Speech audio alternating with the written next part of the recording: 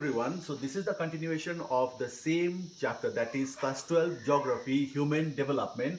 So आज चाहिँ हामीले यहाँनिर approaches to know, approaches to understand the human development हामी यो बुझ्नेवाला छौँ. So it has been mentioned income, welfare, basic needs र capability भनेर मैले यहाँ लेखेको छु. So यो सबै कुरा चाहिँ के हो भन्दा चाहिँ these are the different approaches or different ways of understanding human development. So first my income approach. So income approach le the people who support income approach, they feel that if the government provides or if the government focuses on the increase of income, then the human development is achieved. So human development हुनुको लागि this approach, according to this approach, it says that human development हुनुको लागि चाहिँ income is must. अगर income राम्रो छ भनेदेखि चाहिँ people can have health also, people can have education also. So त्यसै कारणले गर्दाखेरि income is the main criteria of development भनेर चाहिँ इन्कम अप्रोचले भन्ने गर्छ. Then a second one is the welfare approach. Here this approach says that the government must ensure health facility, education etcetera. So बेसी अब इन्कममै राम्रो नभए पनि if the welfare schemes are there, welfare schemes are introduced by the government, then the human development is achieved भनेर चाहिँ यो अप्रोचले भन्ने गर्छ. Then comes the basic needs approach. So basic needs approach मा it has been proposed by International Labour Organization. So this approach says that if the society has got good health, education facility, food are available, water is available, then sanitation is there, then housing is there, यति छवटा चिज चाहिँ पुऱ्याइदिनु सक्यो society अथवा गभर्मेन्टले चाहिँ ensure गर्नु सक्यो भनेदेखि चाहिँ then the human development has been achieved भनेर चाहिँ बेसिक निड्स अप्रोचमा भनिएको छ. So as I said this has been proposed by International Labour Organization. Then comes the capability approach. So capability approach ma this is the idea, this was the idea as proposed by Dr. Amartya Sen. अस्ति मैले भनेको थिएँ HIE, health, income, that is decent standard of living.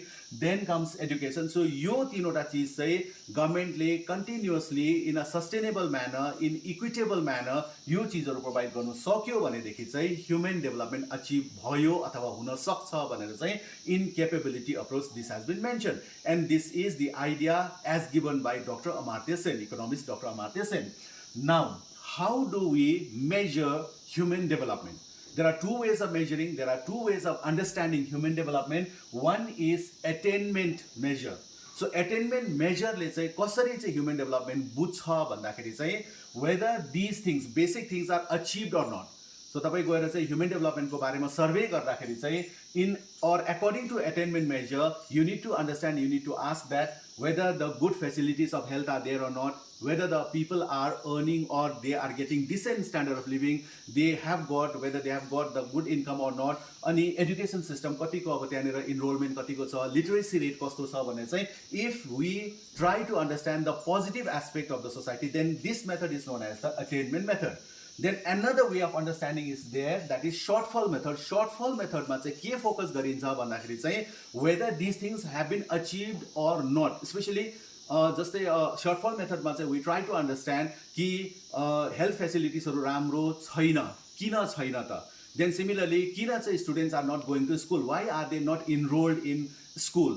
Then another thing is that why the income is not good for the people. So यसरी चाहिँ shortfall method बाट चाहिँ we try to understand what has not been achieved, whereas the attainment method tries to understand what has been achieved. So this is the positive way of asking or knowing the human development, and this is the next or negative way of knowing the human development. So if we combine together both the method, both the attainment method and the shortfall method, then we can get the better picture of the human development.